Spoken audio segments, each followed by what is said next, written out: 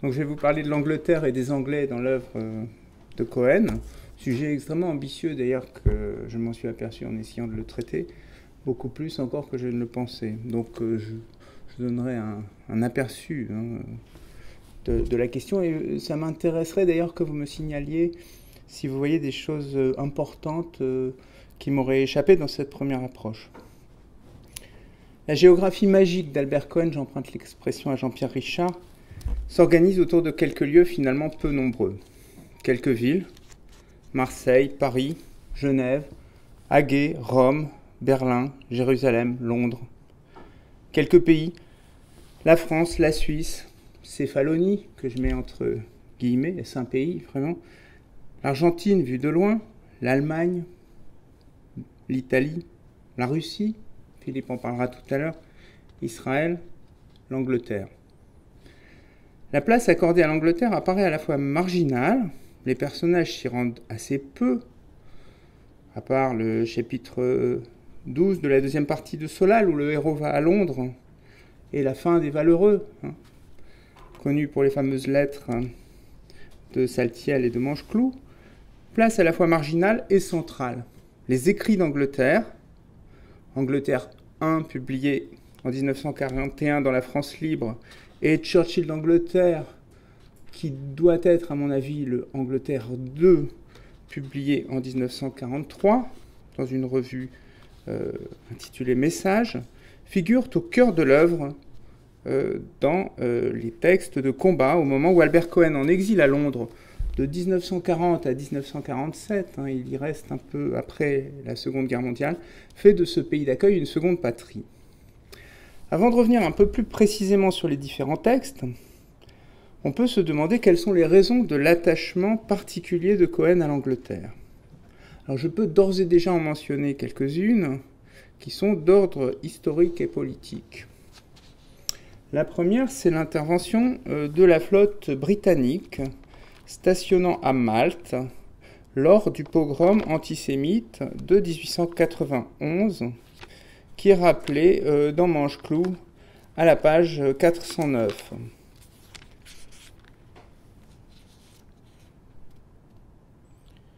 À cette cérémonie assistaient tête nue de nombreux juifs céphaloniens. Et n'oubliez pas que lors du pogrom de 1891, une partie de la flotte britannique stationnant à Malte avait fait route à toute vapeur vers Céphalonie, etc.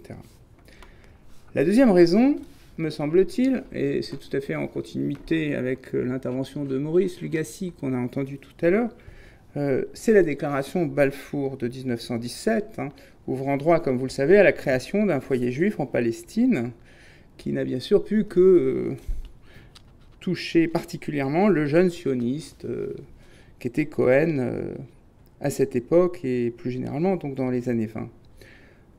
Troisième raison, le rôle de l'Angleterre dans la lutte contre le nazisme et le fait que Londres ait été le siège de la France libre pendant la Seconde Guerre mondiale. Cohen y résidait et y représentait, vous en souvenez, différentes associations juives. On peut ajouter à ces trois raisons historiques deux ou trois autres raisons qui apparaissent dans les textes et sur lesquelles on reviendra tout à l'heure.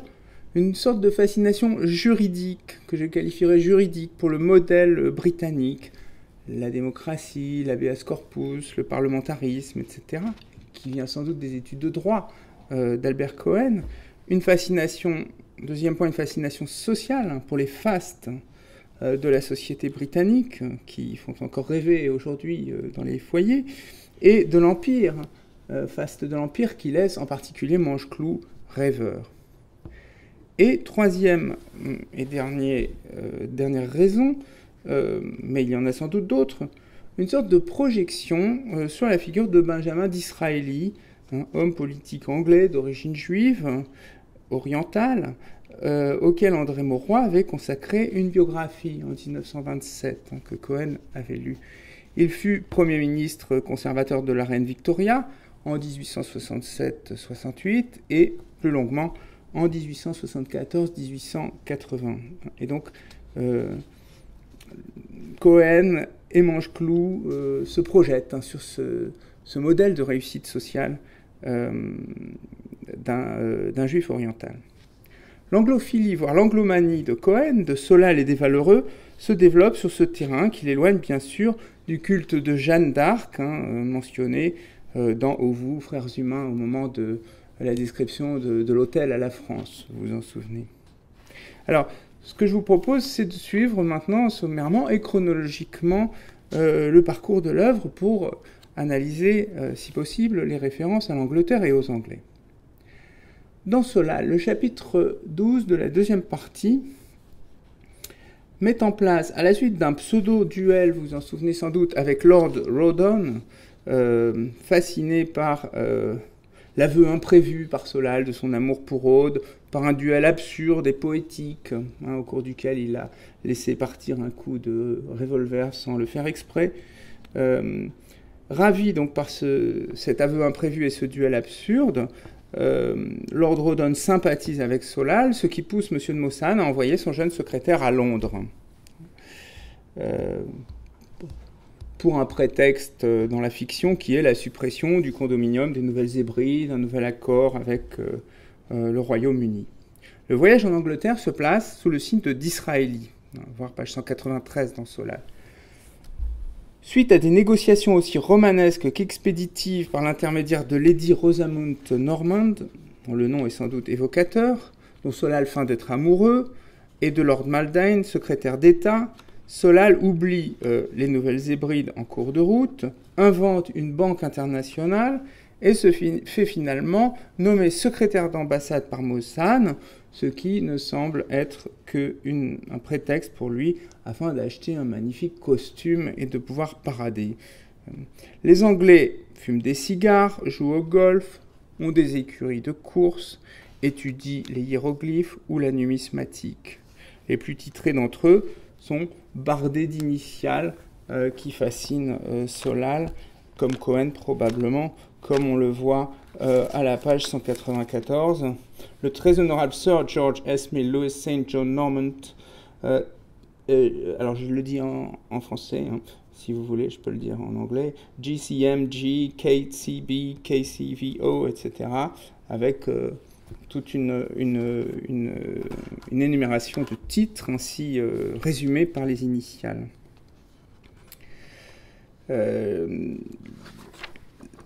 Ces initiales, je le disais, fascinent Solal et sans doute Cohen. Le décor londonien, on parlait tout à l'heure du paysage urbain, à propos de l'intervention de Géraldine. Le décor londonien est relativement peu décrit. À cette époque, Cohen n'a jamais mis les pieds en Angleterre, à ma connaissance, sauf dans un télégramme amusant du héros que je vous lis tout de même. Ministre, alors c'est le télégramme de Solal, ministre me fait envisager acceptation si suis négociateur officiel. Télégraphier ma nomination à quelque chose. Stop. Londres. Cliché sous-exposé. Triste ville, autobus rouge, roast-beef. Vitrine à pudding givré. Échoppe humide où des bougons dégustent huîtres. Stop. Bar où boivent des garçons impitoyables, énergiques, sortis d'une annonce de rasoir mécanique. Stop. Dans les crèmeries, des centaines de dactylographes mangent dans un courant d'air humide une portion de haddock, 4 pommes de terre, et boivent une tasse de thé, puis un verre d'eau gazeuse. Stop. Vive la France. Vous verrez. Bon. Là, l'opposition est clairement posée. Mais vous verrez quelque chose qui m'a frappé en retravaillant sur ces textes, que je n'avais jamais associés les uns aux autres, c'est de voir encore une fois à quel point Cohen a tendance à reprendre et à retravailler des textes déjà écrits pour les transformer légèrement, mais on retrouve des expressions tout à fait analogues, des situations identiques, les gens qui dégustent des huîtres, les garçons sortis d'une annonce de rasoir mécanique. On va retrouver ces expressions dans les textes d'Angleterre, les écrits d'Angleterre, et ensuite dans les romans d'après la guerre. L'Angleterre s'inscrit, vous l'avez vu, dans une sorte de logique de stéréotype dont le personnage ne s'échappe pas beaucoup. La brume, les remarques polies et étonnées sur le parlementarisme français de Lady Normand, ce qui s'inscrit bien dans l'esthétique résolue de l'antithèse et du contraste qui est celle de Solal. Alors voilà pour Solal, que je survole un peu, pour tout de suite aller rejoindre Mancheclou. Mancheclou dans lequel on voit apparaître ces figures de diplomates anglais, souvent hautains et distants, qu'on retrouvera dans Belle du Seigneur. Lord Galloway, Lord Cheyne, secrétaire général de la Société des Nations, dont Solal est le subordonné, Lady Cheyne, etc., qui sont décrits aux pages 508-509 dans l'édition de la Pléiade. L'anglomanie de Mancheclou se manifeste dans ses dialogues avec ses enfants à Céphalonie. C'est à la page 407. « Good morning, Sir Pignas », disent-ils d'une seule voix. J'essaie de retrouver la page, pardonnez-moi. « God save the king », dit le grand homme de sa voix la plus rauque. « Avez-vous été sage, Fleur de Marat ?»« Oh oui, seigneur père et nourrisseur », répondit impétueusement le plus jeune. La description de l'attachement de Mancheclou à l'Angleterre apparaît encore plus nettement, page 408-410. Et là, je ne résiste pas au plaisir de vous lire le passage. Les pingouillons entonnèrent alors le chant national anglais, que Mancheclou, à son tour au garde-à-vous, écouta comme d'habitude avec le plus grand sérieux et chapeau bas, en faisant une tête discrète, digne et distinguée. Les trois enfants ayant achevé de glapir faux, il remit son haut de forme et se disposa à préparer son petit déjeuner. Pourquoi tout ce cérémonial britannique? Voici.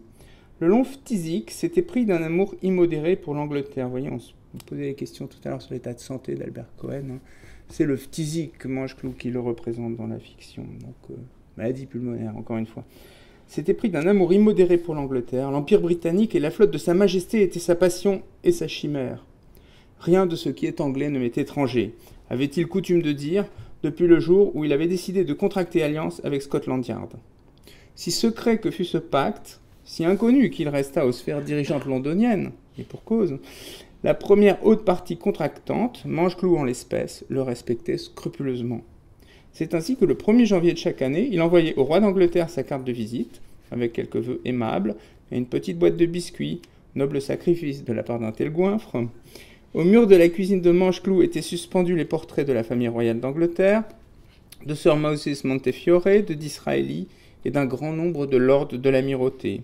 De plus, l'Union Jack flottait tous les jours à l'entrée de la cave. Lorsqu'il n'y avait pas de brise, un des bambins était chargé d'éventer le pavillon pour le faire onduler glorieusement. Au coucher du soleil, entouré de ses enfants, Mancheclou amenait les couleurs après un roulement de tambour et l'exécution du Rule Britannia à l'aide d'un entonnoir. À cette cérémonie assistaient tête nue de nombreux juifs céphaloniens. C'est là qu'on retrouve le passage que j'ai cité tout à l'heure.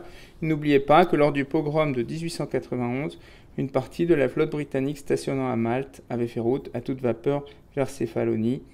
Comme les antisémites grecs s'étaient tenus sages lorsque les chers grands fusiliers anglais, justes et sévères, avaient débarqué, et ceci est authentique, et les juifs des îles Ioniennes se souviendront toujours de la bonté désintéressée de l'Angleterre à leur égard. Lord Isaac and Beaconsfield Limited récita ensuite la pétition de 1628. Alors Beaconsfield, c'est le nom de Disraeli lorsqu'il a été anobli. Puis il déclama l'acte de navigation extérieure et termina la main sur le cœur par la déclaration des droits de 1689. Les yeux de Mancheclou brillaient d'émoi.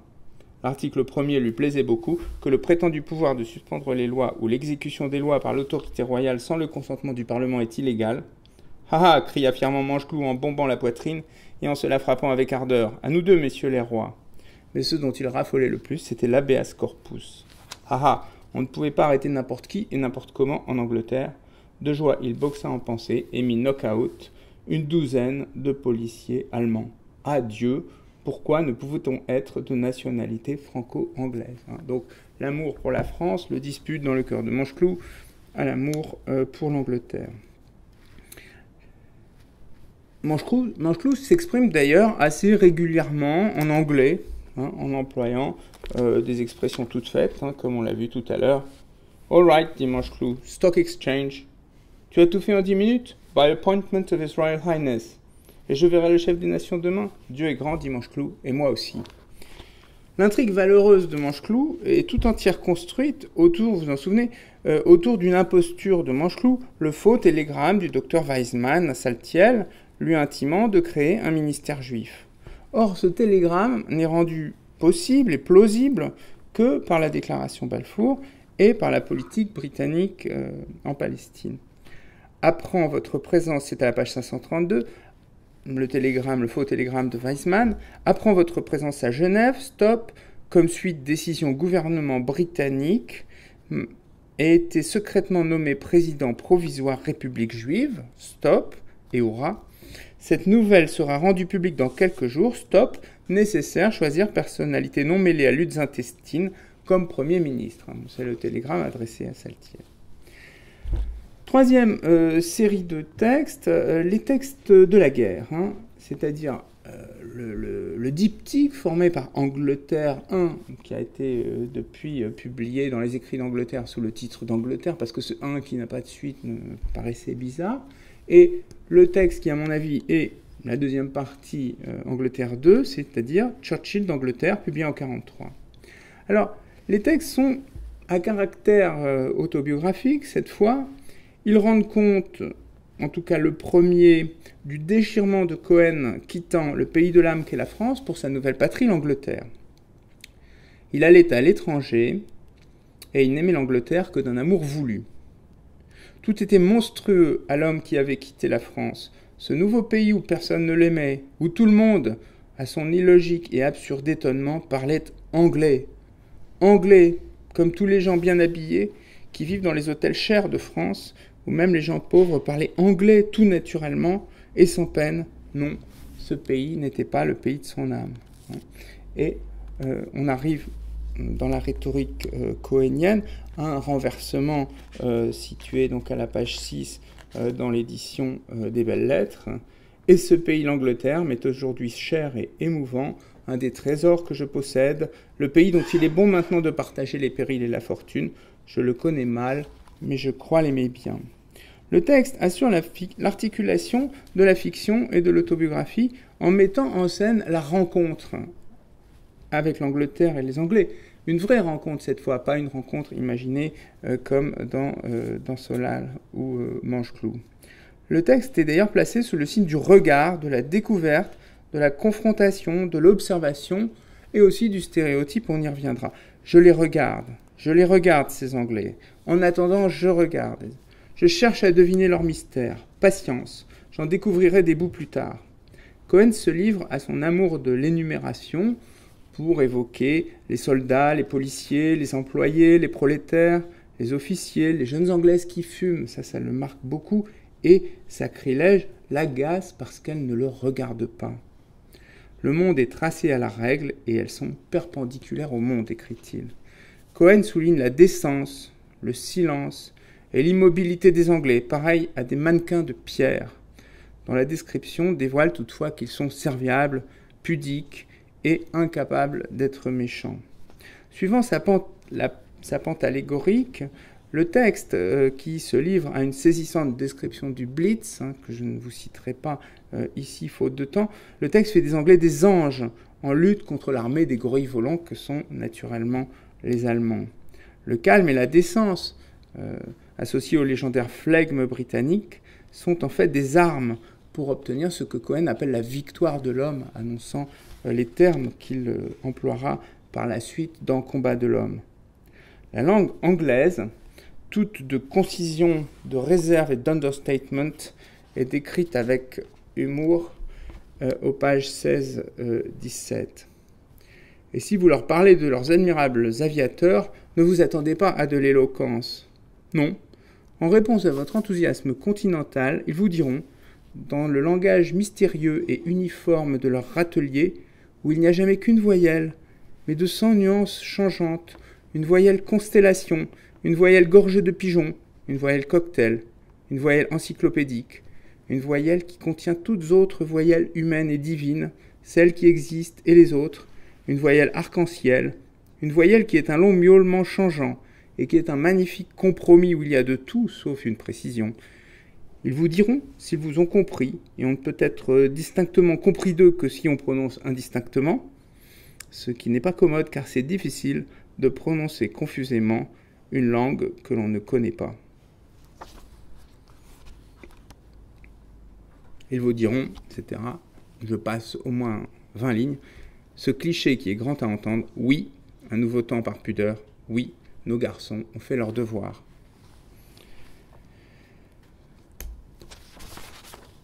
L'étranger qui quittait son enfance avec la France la retrouve dans le chant patriotique final, le God Save the King, qu'il entonne avec la foi de l'enfance à la fin du texte. Donc on part du pays de l'enfance et on arrive dans un pays où on peut retrouver cette foi de l'enfance à travers la communion patriotique.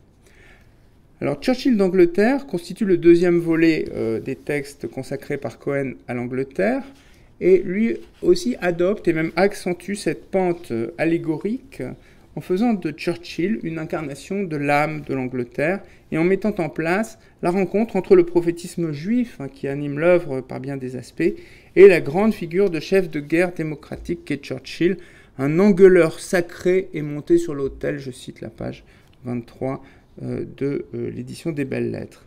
Le texte, en 19 parties, est un chant à la gloire de Churchill et s'inscrit dans la dynamique des textes de combat et de propagande, entre guillemets, que Cohen s'efforce d'écrire à l'époque avec toutes les difficultés qui s'en suivent et dont Philippe nous parlera probablement tout à l'heure, voire aussi Salut à la Russie. Certaines maladresses en résultent, me semble-t-il, pour le lecteur d'aujourd'hui. Churchill a une voix de costaud. Cela devient sérieux, il faut un homme. On imagine les commentaires de Cohen s'il lisait ces phrases sous la plume d'un autre écrivain. Albion n'est plus perfide, puisque Churchill propose que la France et la Grande-Bretagne ne soient plus deux nations séparées. Il propose une union perpétuelle et qu'il n'y ait plus qu'une seule nation, française et britannique à la fois. C'était le commencement des États-Unis d'Europe, un encouragement et du sang frais à la France blessée. Le drapeau français flotte à Londres. En ce moment extraordinaire, l'Angleterre devient l'essence de la France, puisqu'elle prend le relais de la défense des libertés, des droits de l'homme, dont elle est elle aussi le berceau. La description de la langue et de la cuisine anglaise connaît d'autres développements amusants dans le texte, où on retrouve, comme je vous le disais tout à l'heure, un certain nombre d'expressions communes. Je vous cite quelques passages juste pour le plaisir. Je regardais ces humbles gentilshommes des restaurants bon marché manger décemment, avec de menus gestes civilisés de jeunes filles sentimentales, leurs soissons sur toast, ou leurs macaronis sur toast, ou leurs toasts sur toast, ou leurs étranges gâteaux sans saveur, et qui font semblant d'être des gâteaux, sous une couche blanche qui n'est pas de la crème, et qui n'est pas sucrée, et qui est peut-être du bismuth ou du bicarbonate de soude. La dent étonnée du voyageur hardi rencontre du pain. Du vrai pain, dont je reconnais qu'il est humide et qu'il pourrait être doux. Bref, on joue au gâteau. Censément que ça sera un gâteau, dit l'enfant à son pâté de sable. Je les regardais dans leurs rues aux couleurs enfantines et barbares, qui criaient au soleil, et là on va retrouver des choses qui ressemblent à ce qu'on a lu tout à l'heure dans Solal. Autobus saignant, trompe-auto rose-bif, cuivre coruscant, nurse tricolore aux bretelles cramoisies, porte blanche et colonne épinard des péristyles, tricot citron, gardien de square en redingote rouge, tranchant sur le verre du gazon, portier bleu et or des grands hôtels, garçon de la Banque d'Angleterre vêtu d'écarlate, turban coloré des jeunes filles, confiserie bourrée de bonbons naïfs qu'on aurait cru fabriqués par des enfants ou des nègres, nougat de neige ou d'un rose de foire arabe. Je l'ai regardé. Et ce passage qu'on retrouvera aussi plus tard dans Les Valeureux. Tous ces courtois aux lunettes souriantes et aux râteliers affables qui jouaient à la dinette dans leur cimetière de la cuisine, si tu leur avais dit qu'ils étaient des héros, ils auraient déposé leur dessert, un petit cercueil de papier, rempli d'une gelée qui est peut-être du pied de veau, ou de la colle de poisson, ou de la gomme arabique, et ils t'auraient regardé avec un étonnement choqué. Oui, c'est le dessert, cette colle, et tout prêt à être mangé. Cette ravissante friandise, délice et chimère de vieilles demoiselles véhémentes et sociales, aux bas accordéonnés, a parfois un goût violent de médicament. Ou plus souvent, il est équitable de le reconnaître, pas de goût du tout. Mais elle est terriblement jaune ou rubis, et c'est ce qui importe à cette jeune race. Plus c'est couleur et plus c'est bon, disait un enfant que je connais. Et les Anglais se régalent de ces vives couleurs, d'autant plus qu'au fond de la tremblante et transparente gélatine, il y a, raffinement gastronomique suprême et merveille des merveilles, une rondelle de banane. Il faut le génie transfigurateur de l'enfance pour aimer ces gelées qui sont de l'eau solidifiée mais tiède, et pour se contenter de couleurs et de formes. Donner un bout de bois à un enfant, il en fera un soldat. Vous voyez l'association récurrente entre les Anglais et les enfants qui ne peut que ravir évidemment Cohen.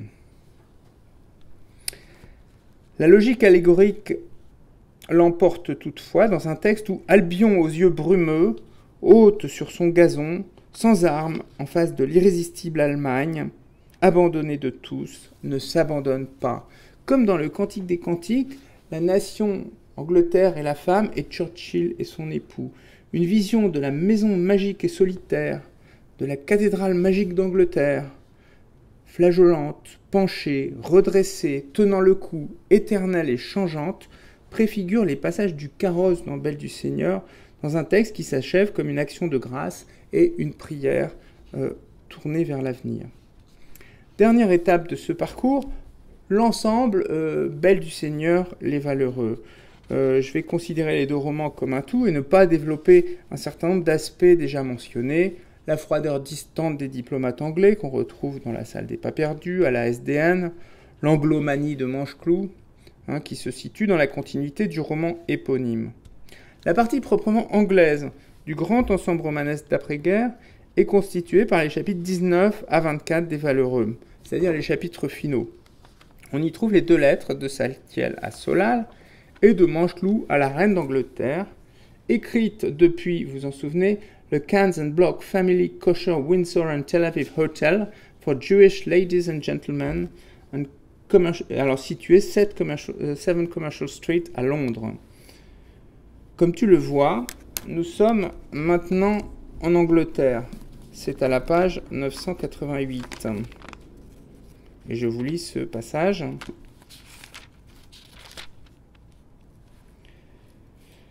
Pour nous divertir et augmenter nos connaissances par l'observation des mœurs et coutumes de la patrie de Lord Beaconsfield. Alors c'est bien sûr d'Israélie. À sa place, j'aurais préféré demander fièrement qu'on me dise Lord d'Israélie. Quel plus beau titre. Coupable penchant de certains de nos coreligionnaires de renoncer à leurs beaux noms israélites, avoir honte d'appartenir au peuple élu et s'en cacher, te rends-tu compte? Quels insensés, etc. Saltiel se livre à une description de Londres, page 991, c'est suffisamment rare pour être souligné. Description de Londres maintenant.